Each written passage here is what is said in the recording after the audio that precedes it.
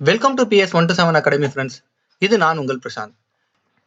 நம்ம இந்த வீடியோவில் என்ன பார்க்க போறோம்னா, உணவு பாதுகாப்பு மற்றும் ஊட்டச்சத்து, அதாவது ஃபுட் செக்யூரிட்டி அண்ட் நியூட்ரிஷன். இது 10th எக்கனாமிக்ஸ் புக்கில் இருக்கு ஃப்ரெண்ட்ஸ். இந்த வீடியோவோட PDF லிங்க் நான் டிஸ்கிரிப்ஷனில் கொடுத்துருக்கேன் ஃப்ரெண்ட்ஸ். இது வரைக்கும் நம்ம சேனலில் சப்ஸ்கிரைப் பண்ணாதவங்க சப்ஸ்கிரைப் பண்ணிங்க. வாங்க ஃப்ரெண்ட்ஸ், வீடியோக்குள்ளே போகலாம். ஃபர்ஸ்ட், எல்லா மக்களும் எல்லா நேரங்களிலும் போதுமான பாதுகாப்பான மற்றும் சத்தான உணவுக்கான உடல், சமூக மற்றும் பொருளாதார அணுகுமுறையை கொண்டிருக்கும் போது அவர்களின் உணவு தேவைகளையும் சுறுசுறுப்பான மற்றும் ஆரோக்கியமான வாழ்க்கைக்கான உணவு விருப்பங்களையும் பூர்த்தி செய்வதில் உணவு பாதுகாப்பு இருக்கிறது என்கிறது ஐக்கிய நாடுகளின் உணவு மற்றும் வேளாண் அமைப்பு, அதாவது United nation food and agriculture organisation.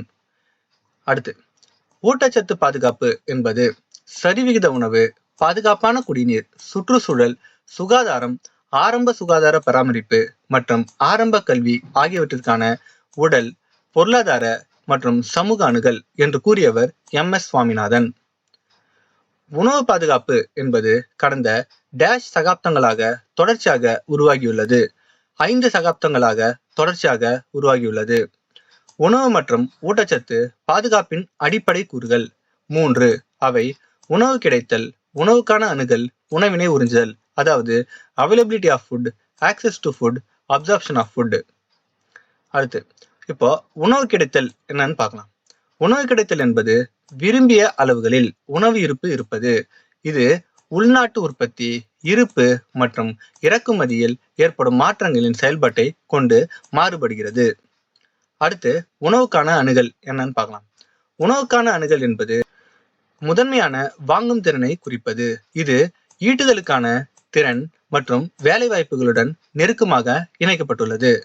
அடுத்து, உணவினை உறிஞ்சுதல் என்னன்னு பார்க்கலாம். உணவினை உறிஞ்சுதல் என்பது உட்கொள்ளும் உணவினை உயிரியல் ரீதியாக பயன்படுத்துவதற்கான திறன். அடுத்து, 1960களின் முற்பகுதியில் உணவு தானியங்களை சலுகை விலையில் இந்தியாவிற்கு வழங்க அமெரிக்கா இயற்றிய பொது சட்டம் 480, அதாவது PL 480, பப்ளிக் லா 480. இந்த நிலைமை பிரபலமாக டேஷ் என்று அழைக்கப்படுகிறது. கப்பலுக்கான வாயில், அதாவது ஷிப் டு மவுத் என்று அழைக்கப்படுகிறது. இந்தியாவில் உணவு உற்பத்தி அதிகரிக்க கோதுமை மற்றும் அரிசியில் உயர் ரக விளைச்சல் வகைகளுக்கான, அதாவது ஹை யீல்டிங் வெரைட்டிஸ் திட்டத்தை அறிமுகம் செய்த நிறுவனம் அமெரிக்க நிர்வாகம் மற்றும் ஃபோர்ட் அறக்கட்டளை. இந்தியாவில் உணவு நிலையை சீர் செய்ய ஏறத்தாழ டேஷ் ஆண்டுகள் தேவைப்பட்டது. 65 ஆண்டுகள் தேவைப்பட்டது. 1950-51 இந்தியாவில் உணவு தானியங்களின் விவசாய பரப்பளவு 98 மில்லியன் ஹெக்டேர். 1950-51 இந்தியாவில் உணவு தானியங்களின் உற்பத்தி 54 மில்லியன் டன். 1950-51 இந்தியாவில் உணவு தானியங்களின் உற்பத்தி சராசரியாக ஹெக்டேருக்கு 547 கிலோகிராம் பெர் ஹெக்டேர். தற்போது இந்தியாவில் உணவு தானியங்களின் விவசாய பரப்பளவு 122 மில்லியன் ஹெக்டேர். தற்போது இந்தியாவில் உணவு தானியங்களின் உற்பத்தி டேஷ் மடங்கு அதிகரித்துள்ளது, 5 மடங்கு அதிகரித்துள்ளது. தற்போது இந்தியாவில் உணவு தானியங்களின் மகசூல் டேஷ் மடங்கு அதிகரித்துள்ளது, 4 மடங்கு அதிகரித்துள்ளது. சுதந்திர காலத்திற்கும் மற்றும் 2000களின் நடுப்பகுதியில் நாட்டில் பால் உற்பத்தி, முட்டை உற்பத்தி மற்றும் மீன் உற்பத்தி எத்தனை மடங்கு அதிகரித்துள்ளது? பால் உற்பத்தி 8 மடங்கு, முட்டை உற்பத்தி 40 மடங்கு, மீன் உற்பத்தி 13 மடங்கு அதிகரித்துள்ளது. எந்த உணவுப் பொருட்கள் உற்பத்தியில் இந்தியா தன்னிறைவு பெறாமல் இறக்குமதியை நம்பியுள்ளது? பருப்பு வகைகள் மற்றும் எண்ணெய் வித்துக்கள். அடுத்து, குறைந்தபட்ச ஆதரவு விலை, அதாவது மினிமம் சப்போர்ட் பிரைஸ் என்னன்னு பார்க்கலாம். குறைந்தபட்ச ஆதரவு விலை என்னன்னா, பயிரின் சாகுபடியில் பல்வேறு செலவுகளை கருத்தில் கொண்டு ஒரு குறிப்பிட்ட பயிருக்கு நிபுணர் குழுவால் ஒரு விலை நிர்ணயிக்கப்படுவது குறைந்தபட்ச ஆதரவு விலை.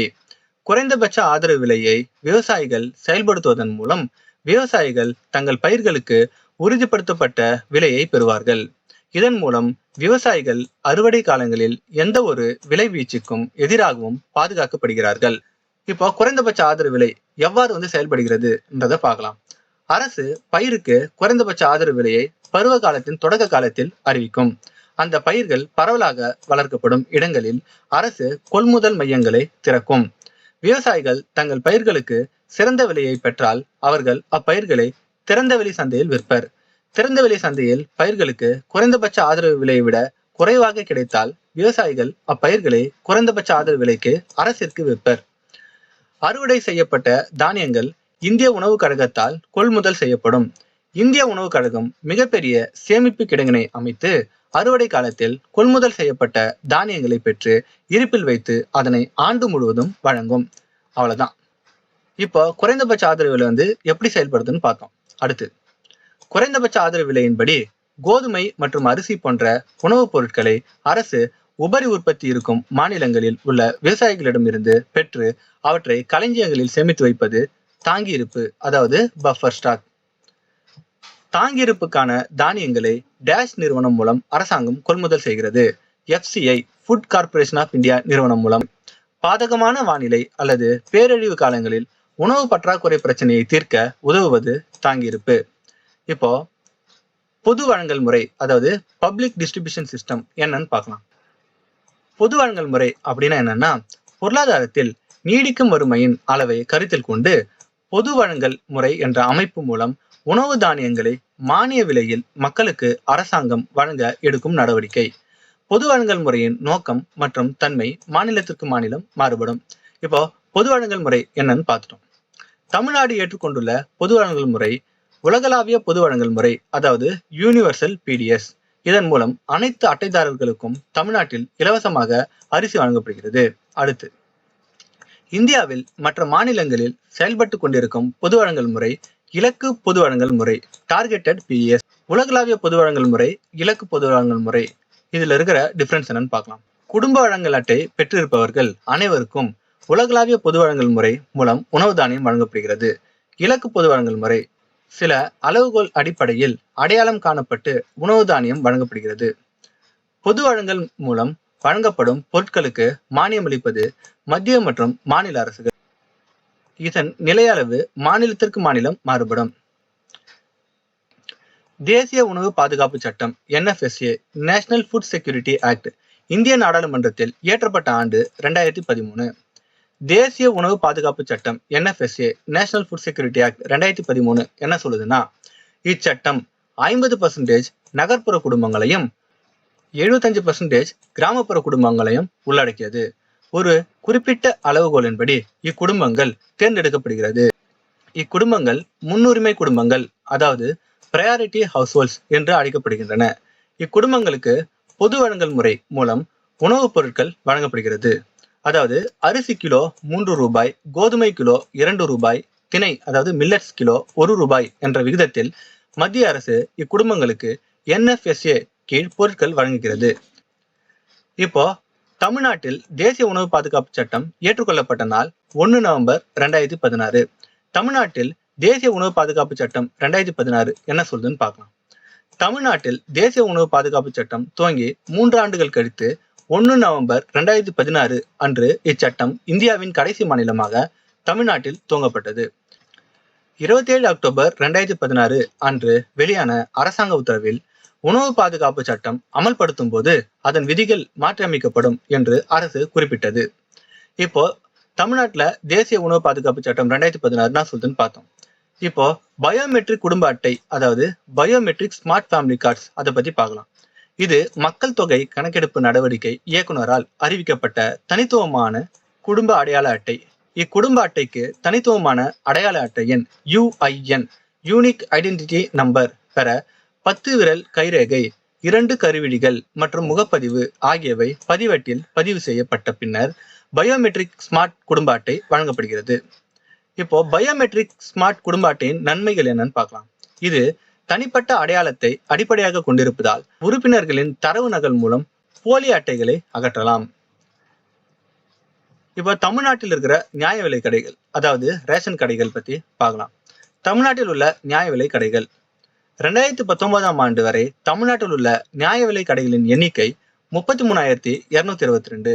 அவற்றில் கூட்டுறவு சங்கங்களால் நடத்தப்படுவது 31,232 கடைகள், நுகர்பொருள் வாணிப கழகத்தால் நடத்தப்படுவது 1,394 கடைகள், பெண்கள் சுய உதவி குழுக்களால் நடத்தப்படுவது 596 கடைகள்.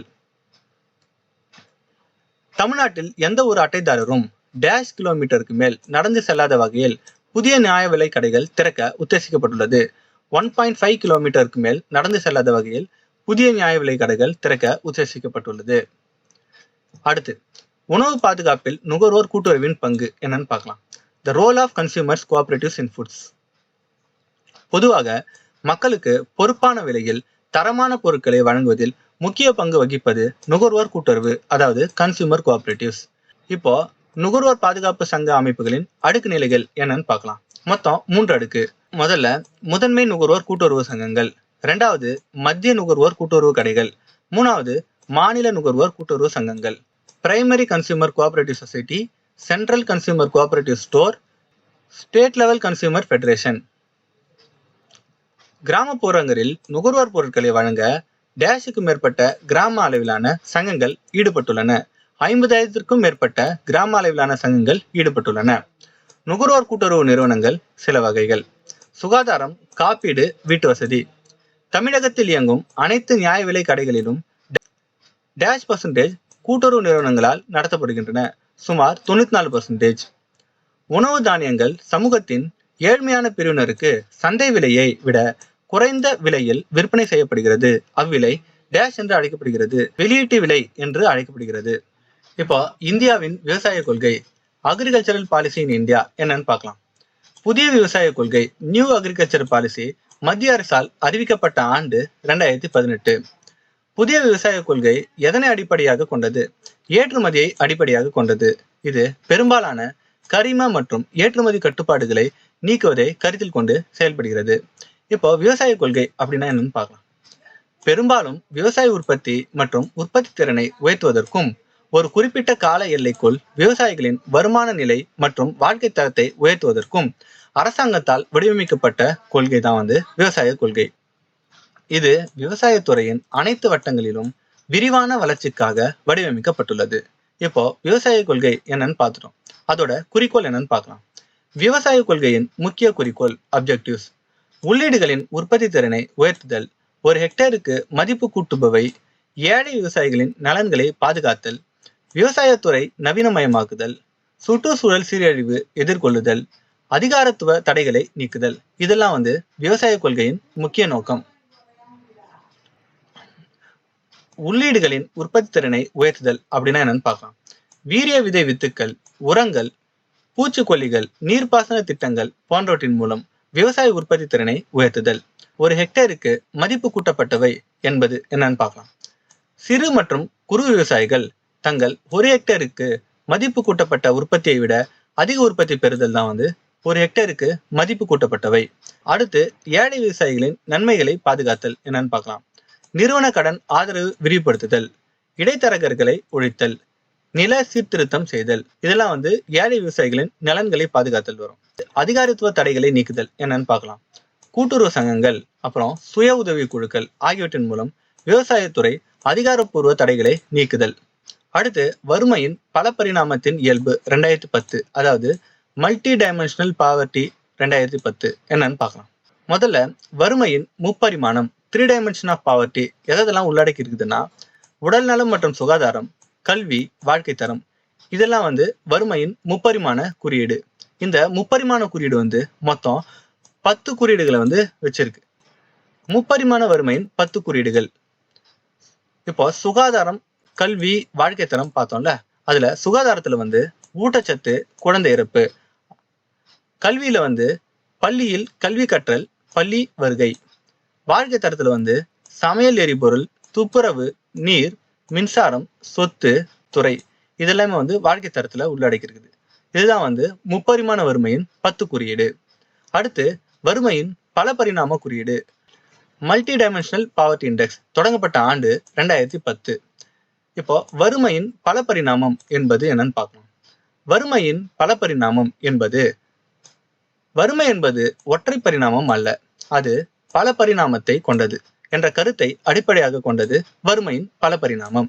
அது உடல் நலம், கல்வி, வாழ்க்கை தரம், வருமானம், அதிகாரமளித்தல், பணியின் தரம் மற்றும் வன்முறையினால் அச்சுறுத்தல் போன்ற ஏழை மக்களின் அனுபவத்தை இழக்கும் பல காரணிகளால் உருவாகிறது. வறுமையின் பல பரிணாம குறியீடு தொடங்கிய அமைப்புகள் யுஎன்டிபி, ஓபிஎச்ஐ. யுஎன்டிபின்னா யுனைடெட் நேஷன் டெவலப்மெண்ட் ப்ரோக்ராம், அதாவது ஐக்கிய நாடுகளின் மேம்பாட்டு நிதியம். ஓபிஎச்ஐனா Oxford Poverty and Human Development Initiative, அதாவது ஆக்ஸ்போர்டு வறுமை மற்றும் மனித மேம்பாட்டு முனைவு. இந்தியாவின் பல பரிணாம வறுமை குறியீடு 2018, யுஎன்டிபி மற்றும் ஓபிஎச்ஐ அறிக்கை 2018. அதன்படி 2005-6 முதல் 2015-16 கடந்த 10 ஆண்டுகளில் இந்தியா தனது வறுமை விதத்தை 50%-இலிருந்து 28%-ஆக குறைத்துள்ளது. அதாவது 2005-6 ஆண்டில் இந்தியாவில் இருந்த ஏழை மக்கள் மொத்தம் 635 மில்லியன். 2015-16 ஆண்டில் இந்தியாவில் இருந்த ஏழை மக்கள் மொத்தம் 364 மில்லியன். 364 மில்லியன் ஏழை மக்களில் ஏழை குழந்தைகள் மொத்தம் 156 மில்லியன். 2005-6 ஆண்டில் இந்தியாவில் ஏழைகளாக இருந்த பழங்குடியினர் மொத்தம் 80% பேர். 2015-16 ஆண்டில் இந்தியாவில் ஏழைகளாக இருந்த பழங்குடியினர் மொத்தம் 50% பேர். 2015-16 ஆண்டில் வறுமையால் பாதிக்கும் மேற்பட்ட மக்கள் தொகை கொண்ட மிக ஏழ்மையான மாநிலமாக கருதப்படும் மாநிலம் பீகார். இந்தியாவில் உள்ள பல பரிணாம வறுமை குறியீட்டுள்ள ஏழை மக்களில் பாதிக்கும் மேலான மக்கள் இருக்கும் மாநிலங்கள் பீகார், ஜார்க்கண்ட், உத்தரப்பிரதேசம் மற்றும் மத்திய பிரதேசம் ஆகிய 4 ஏழ்மை மாநிலங்கள். அவர்களில் மொத்தம் 196 மில்லியன் மக்கள் ஏழைகளாக உள்ளனர். இது இந்தியாவின் மொத்த வறுமையுள்ள மக்கள் தொகையில் பாதிக்கும் மேற்பட்டதாகும். 2006 ஆண்டில் மிக குறைந்த ஏழ்மை வட்டாரங்களில் இருந்து தற்போது பல பரிணாம வறுமை குறியீட்டை சுமார் 92% குறைத்த மாநிலம் கேரளா. இப்போ இந்தியாவின் பல பரிணாம வறுமை குறியீடு 2018 அறிக்கை பத்தி பார்த்தோம். இப்போ தமிழ்நாட்டில் பல பரிணாம வறுமை குறியீடு 2018 என்னன்னு பார்க்கலாம். வறுமை அடிப்படையில் தமிழ்நாட்டின் மாவட்டங்களில் எத்தனை வகைகளாக பிரிக்கப்பட்டுள்ளன அப்படின்னு பார்த்தோம்னா 3 வகைகளாக பிரிக்கப்பட்டுள்ளன. அவை உயர் வறுமை மாவட்டங்கள், மிதமான வறுமை மாவட்டங்கள், குறைந்த அளவிலான வறுமை மாவட்டங்கள். அதாவது உயர் வறுமை மாவட்டங்கள் ஹை பாவர்ட்டி டிஸ்ட்ரிக்ட் 40%க்கு அதிகமான மக்கள். மிதமான வறுமை மாவட்டங்கள் மாடரேட்லி பாவர்ட்டி டிஸ்ட்ரிக்ட்ஸ், அதாவது 30-லிருந்து 40% மக்கள். குறைந்த அளவிலான வறுமை மாவட்டங்கள் லோ லெவல் பாவர்ட்டி டிஸ்ட்ரிக்ட்ஸ், அதாவது 30%க்கு குறைவான மக்கள். எந்த ஆண்டிற்கு பிறகு தமிழ்நாட்டில் கிராமப்புற மற்றும் நகர்ப்புறங்களில் வறுமை படிப்படியாக குறைந்தது? 1994. 2014-17 வரையிலான காலங்களில் வறுமை ஒழிப்பு திட்டங்களில் முன்னிலை வகிக்கும் மாநிலம் தமிழ்நாடு. தமிழ்நாட்டில் அதிக மற்றும் குறைவான எம்பிஐ மாவட்டங்கள் 2018, அதாவது பல பரிணாம வறுமை குறியீட்டு மாவட்டம். வறுமை குறைவான மாவட்டம் முதல்ல காஞ்சிபுரம், 2வது சென்னை, 3வது கடலூர். வறுமை அதிகமான மாவட்டம் 30வது இடத்துல ராமநாதபுரம், 31வது இடத்துல பெரம்பலூர், 32வது இடத்துல தருமபுரி. இப்போ தமிழ்நாட்டில் பல பரிணாம வறுமை 2018 பத்தி பார்த்துட்டோம். அடுத்து ஊட்டச்சத்து மற்றும் சுகாதார நிலை, நியூட்ரிஷன் அண்ட் ஹெல்த் பத்தி பார்க்கலாம். இந்தியாவில் பசி என்ற ஒன்று மட்டுமே அரசியல் முன்னுரிமைக்கு போதுமானதாக இல்லை என்பதனை உற்று நோக்கியவர் அமர்த்தியா சென். ஊட்டச்சத்து குறைபாடு இல்லாத மாநிலம் என்ற நிலையை அடைவது போன்ற குறிக்கோள்களை அமைப்பதன் மூலம் இந்த அரசியல் பிரச்சனைகளை சமாளிப்பதற்கான அரசியல் விருப்பத்தையும் அர்ப்பணிப்பையும் தமிழ்நாடு போன்ற மாநிலங்களில் மட்டுமே காண்பவர் அமர்த்தியா சென். டேஷ் என்பது உடல் நலம் மற்றும் வளர்ச்சிக்கு தேவையான உணவை வழங்கும் அல்லது பெரும் செயல்முறையாகும். ஊட்டச்சத்து, நியூட்ரிஷன். ஊட்டச்சத்து குறைபாட்டின் முக்கிய குறியீடு இரத்த சோகை, எடை குறைவு. பெண்களின் இனப்பெருக்க குழு வயது 15 முதல் 49 வயது வரை. தேசிய குடும்ப சுகாதார கணக்கெடுப்பு நேஷனல் ஃபேமிலி ஹெல்த் சர்வே அறிக்கையின்படி என்ன சொல்றாங்கன்னா 2015-16 ஆண்டுகளில் இந்தியாவில் ஊட்டச்சத்து குறைபாடுள்ள பெண்களின் நிலை 15 முதல் 49 வயதுக்கு உட்பட்டவர்கள். கிராமப்புற பெண்கள் 27%, நகர்ப்புற பெண்கள் 16% ஊட்டச்சத்து குறைபாடு உடையவர்களாக கருதப்படுகிறார்கள். 2015-16 ஆண்டுகளில் இந்தியாவில் இரத்த சோகைக்கு ஆளான பெண்களின் நிலை 15 முதல் 49 வயதுக்கு உட்பட்டவர்கள் பாதிக்கு மேல். 2015-16 ஆண்டுகளில் இந்தியாவில் ஊட்டச்சத்து குறைபாடுடைய குழந்தைகளின் நிலை 6 முதல் 59 மாதங்கள் அதுக்குள்ள இருக்கிறவங்க. கிராமப்புற குழந்தைகள் 41%, நகர்ப்புற குழந்தைகள் 31%. 2015-16 ஆண்டுகளில் இந்தியாவில் இரத்த சோகைக்கு ஆளான குழந்தைகளின் நிலை 6 முதல் 59 மாதங்கள். கிராமப்புற குழந்தைகள் 60%, நகர்ப்புற குழந்தைகள் 56%. குழந்தைகளில் ஊட்டச்சத்து குறைபாட்டை போன்ற மற்றொரு குறியீடு குழந்தைகளில் எடை குறைவு, அண்டர் வெயிட். 2015-16 ஆண்டுகளில் இந்தியாவில் எடை குறைந்த அளவாக உள்ள குழந்தைகள், அதாவது 6 முதல் 59 மாதங்கள் 20% பேர். ஊட்டச்சத்து குறைபாடு மற்றும் இரத்த சோகை பிரச்சனைகளை நீக்குவதற்காக மத்திய மற்றும் மாநில அரசுகள் கொண்டு வந்த திட்டங்கள். முதல்ல ICDS, 2வது மிட் டே மீல்ஸ் ப்ரோக்ராம், 3வது RCH, 4வது NRHM.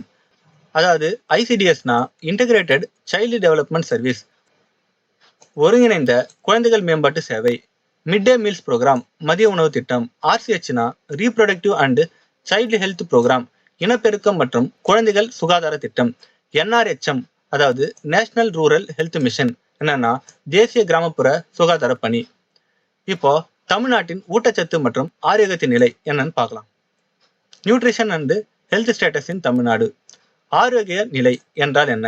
மக்கள் தொகை மற்றும் மனித வளர்ச்சியின் ஒட்டுமொத்த நல்வாழ்வின் குறியீடுகளில் ஒன்றுதான் இந்த ஆரோக்கிய நிலை.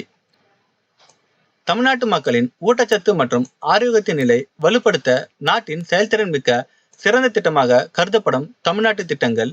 ICDS திட்டம் 1975, PTMGR-NMP அதாவது புரட்சி தலைவர் எம்ஜிஆர் நியூட்ரிஷியஸ் மீல்ஸ் ப்ரோக்ராம், அதாவது புரட்சி தலைவர் எம்ஜிஆர் சத்துணவு திட்டம் 1982. ஊட்டச்சத்து குறைபாட்டை குறைக்க தமிழகத்தின் கொள்கை. ஒரு ஊட்டச்சத்து குறைபாடு இல்லாத தமிழ்நாடு. ஒரு ஊட்டச்சத்து குறைபாடு இல்லாத தமிழ்நாடு என்ற கொள்கையின் குறிக்கோள் அனைத்து வகையான மனித ஊட்டச்சத்து குறைபாட்டையும் சிறந்த செயல்திறன் கொண்ட நாடுகளின் நிலைக்கு குறைப்பது. இப்போ தமிழ்நாட்டின் ICDS திட்டம் பார்க்கலாம். ICDS integrated child development service, ஒருங்கிணைந்த குழந்தைகள் மேம்பாட்டு திட்டம் 1975 என்ன சொல்லுதுன்னா, உலகின் மிகப்பெரிய குழந்தைகள் ஊட்டச்சத்து திட்டங்களில் ஒன்றாக மத்திய அரசால் கொண்டு வரப்பட்ட திட்டம் தான் இந்த ICDS திட்டம். இத்திட்டம் குழந்தையின் முழுமையான வளர்ச்சிக்கு ஒரு மாதிரி திட்டமாகும். சேவைகள் நோக்கம் கொண்டு இத்திட்டம் உலகமயமாக்கப்பட்டு சுகாதாரம், கல்வி, குடிநீர் போன்றவற்றை கையாளும் துறைகளுடன் ஒன்றிணைக்கப்பட்டுள்ளது. தமிழ்நாட்டில் ICDS திட்டம் என்னன்னு பார்க்கலாம். 434 குழந்தை மேம்பாட்டு தொகுதிகளில் 54,439 குழந்தை மையங்கள் மூலம் ICDS செயல்படுத்தப்படுகிறது. அடுத்து தமிழ்நாட்டில் புரட்சி தலைவர் எம்ஜிஆர் நியூட்ரிஷியஸ் மீல்ஸ் ப்ரோக்ராம் என்னன்னு பார்க்கலாம். புரட்சி தலைவர் எம்ஜிஆர் நியூட்ரிஷியஸ் மீல்ஸ் ப்ரோக்ராம் 1982 என்ன சொல்லுதுன்னா, குழந்தைகள் ஊட்டச்சத்து குறைபாட்டை எதிர்த்து போராடுவதற்கும், தொடக்கப்பள்ளி சேர்க்கையை அதிகரிப்பதற்கும், இடைநிற்றல் விகிதங்கள் குறைப்பதற்கும் நாட்டின் மிகப்பெரிய மதிய உணவு திட்டமாக தமிழ்நாட்டில் கொண்டு வரப்பட்ட திட்டம் தான் புரட்சி தலைவர் எம்ஜிஆர் சத்துணவு திட்டம். இது நாட்டின் பிற மாநிலங்களுக்கு முன்னோடி திட்டமாக கருதப்படுகிறது. இது எப்பப்ப என்னென்ன திட்டம் கொண்டு வந்தாங்கன்னு பார்க்கலாம். 1 ஜூலை 1982 முதல் கிராமப்புற மாணவர்களுக்கும், 1983 முதல் ஓய்வூதியதாரர்களுக்கும், 1984 முதல் நகர்ப்புற பள்ளி மாணவர்களுக்கும், 1995 முதல் கர்ப்பிணி பெண்களுக்கும் இத்திட்டம் செயல்படுத்தப்பட்டு வருகிறது. இப்போ எம்ஜிஆரோட சத்துணவு திட்டத்தை பத்தி பார்த்துட்டோம். தமிழ்நாட்டில் உடல் நலம் மற்றும் ஆரோக்கியம் தொடர்பான முக்கிய திட்டங்கள் பார்க்கலாம். தமிழ்நாட்டில் உடல் நலம் மற்றும் ஆரோக்கியம் தொடர்பான முக்கிய திட்டங்கள். MRMBS அதாவது doctor Muthulakshmi Reddy maternity benefit scheme 1987. இது 2006 ரிவைஸ் பண்ணாங்க. CMCHIS chief ministers comprehensive health insurance scheme 2012. TNHSP அதாவது தமிழ்நாடு ஹெல்த் சிஸ்டம் ப்ராஜெக்ட்ஸ் 2005. அடுத்தது ஸ்கூல் ஹெல்த் ப்ரோக்ராம் 2012. அடுத்து NLEP அதாவது நேஷனல் லெப்ரசி எராடிகேஷன் ப்ரோக்ராம் 1983. இதெல்லாம் தமிழ்நாட்டில் உடல்நலம் மற்றும் ஆரோக்கியம் தொடர்பாக தொடங்கப்பட்ட முக்கிய திட்டம். Doctor Muthulakshmi Reddy maternity benefit scheme அதாவது முத்துலட்சுமி ரெட்டி மகப்பேறு நலத்திட்டம் 1987 ரிவைஸ் பண்ணது 2006. அதுல என்ன சொல்லியிருக்காங்கன்னா, ஏழை கர்ப்பிணி பெண்களுக்கு 12,000 நிதியுதவி அளித்தல், சக்தி மிக்க உணவிற்காக அரசு செலவுகளை மேற்கொள்ளுதல், பிரசவ காலத்தில் வருமான இழப்பினை ஈடு செய்தல், பிறக்கும் குழந்தைகள் எடை குறைவாக பிறப்பதை தவிர்க்க 3 தவணைகளில் பிறப்பிற்கு முந்தைய கவனிப்பை அளித்தல், அரசு நிறுவனங்களில் குழந்தைகள் பிரசவிக்க ஊக்குவித்தல், நோய் தடுப்பு மருந்துகள் வழங்குதல். அடுத்து chief minister comprehensive health insurance scheme, அதாவது முதலமைச்சரின் விரிவான சுகாதார கட்டுப்பாட்டு திட்டம் 2011-12 என்ன சொல்றாங்கன்னு பார்க்கலாம். அரசாங்கத்தால் இலவச மருத்துவ மற்றும் அறுவை சிகிச்சை வழங்கி அனைவருக்கும் உலகளாவிய உடல்நலம் வழங்கும் நோக்கில் தமிழ்நாடு அரசால் தொடங்கப்பட்ட திட்டம். ஆண்டு வருமானம் 72,000 ரூபாய்க்கு குறைவாக உள்ளவர்கள் இத்திட்டத்தின் பயனாளிகள் ஆவர். அவர்கள் அரசு அல்லது தனியார் மருத்துவமனைகளில் சேர்க்கப்படும் போது 5 லட்சம் ரூபாய் வரை மேற்கொள்ளப்படும் சிகிச்சைக்கு உண்டான செலவுகளை அரசே ஏற்றுக்கொள்ளும். அடுத்து Tamil Nadu health system project, Tamil Nadu சுகாதார அமைப்பு திட்டம் 2005. இது என்ன பண்ணுதுன்னா 2008 108 ஆம்புலன்ஸ் சேவையை அறிமுகம் செய்தது. ஸ்கூல் ஹெல்த் ப்ரோக்ராம், பள்ளி சுகாதார திட்டம் 2012 என்ன சொல்லுதுன்னா அரசு மற்றும் அரசு உதவி பெறும் பள்ளிகளில் படிக்கும் அனைத்து மாணவர்களுக்கும் விரிவான சுகாதார சேவையை வழங்குவதை வலியுறுத்த தமிழ்நாடு அரசால் கொண்டு வரப்பட்ட திட்டம் தான் ஸ்கூல் ஹெல்த் ப்ரோக்ராம், அதாவது பள்ளி சுகாதார திட்டம். நேஷனல் லெப்ரசி எராடிகேஷன் ப்ரோக்ராம், அதாவது தேசிய தொழுநோய் ஒழிப்பு திட்டம் 1983 என்ன சொல்லுதுன்னா அனைத்து தொழுநோயாளிகளையும் கண்டறிந்து தொடர்ச்சியான சிகிச்சை வழங்குவதை நோக்கமாக கொண்ட மத்திய அரசு திட்டம் தான் இந்த நேஷனல் லெப்ரசி எராடிகேஷன் ப்ரோக்ராம். இப்ப தமிழ்நாட்டின் ஊட்டச்சத்து திட்டங்கள் பார்க்கலாம். தமிழ்நாட்டில் செயல்படுத்தப்பட்டு வந்த முக்கிய ஊட்டச்சத்து திட்டங்கள் PTMGRNMP, அதாவது புரட்சி தலைவர் MGR nutrition meal programme 1982, NPNSPE national programme of nutritional support to primary education 1995, general ICDS projects and World Bank assisted integrated child development service 1991, PMGY Pradhan Mantri Gramodaya Yojana scheme 2000, relaunch 2004, TNINP Tamilnadu integrated nutrition programme 1980, mid day meal programme 1960. இது காமராஜர் கொண்டு வந்த திட்டம். National programme of nutritional support to primary education 1995 என்ன சொல்லுதுன்னா ஆரம்ப கல்விக்கு தேசிய அளவில் ஊட்டச்சத்து அளிக்க மத்திய அரசால் கொண்டு வரப்பட்ட திட்டம் தான் இந்த national programme of nutritional support to primary education. இதை மிட் டே மீல் ஸ்கீம் அப்படின்னு மத்திய அரசு சொல்றாங்க.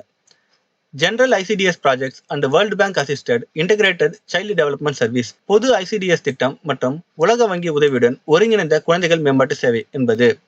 1991 ஆண்டு இத்திட்டம் 24 மாநிலங்களில் 318 வட்டாரங்களில் 19,500 மையங்களில் மத்திய அரசால் தொடங்கப்பட்டது. பிரதான் மந்திரி கிராமோதயா யோஜனா ஸ்கீம் என்பது 2000 ஆண்டு இத்திட்டம் குக்கிராமங்களில் உணவில் ஊட்டச்சத்து வழங்கப்படாத 6 முதல் 36 மாதங்கள் வரையிலான குழந்தைகளுக்காக மத்திய அரசால் தொடங்கப்பட்டது. Tamil Nadu integrated nutrition programme, Tamil Nadu ஒருங்கிணைந்த ஊட்டச்சத்து திட்டம் 1980 என்பது 6 முதல் 36 மாத வயதிற்குட்பட்ட குழந்தைகள், கர்ப்பிணி மற்றும் பாலூட்டும் பெண்கள் ஆகியோரை இத்திட்டம் இலக்காக கொண்டது. லைக் ICDS ஸ்கீம் தான். மிட் டே மீல் ப்ரோக்ராம் மதிய உணவு திட்டம் 1960 என்பது இத்திட்டம் 2 முதல் 14 வயதுக்குட்பட்ட அங்கன்வாடி அல்லது பள்ளி குழந்தைகளை உள்ளடக்கியது. இத்திட்டத்தின் கீழ் ஒரு பயனாளிகளுக்கு தலா 0.90 ரூபாய் செலவழிக்கப்படுகிறது. இத்திட்டம் 4426 வட்டங்களில் 5.57 கோடி குழந்தைகளை உள்ளடக்கியது.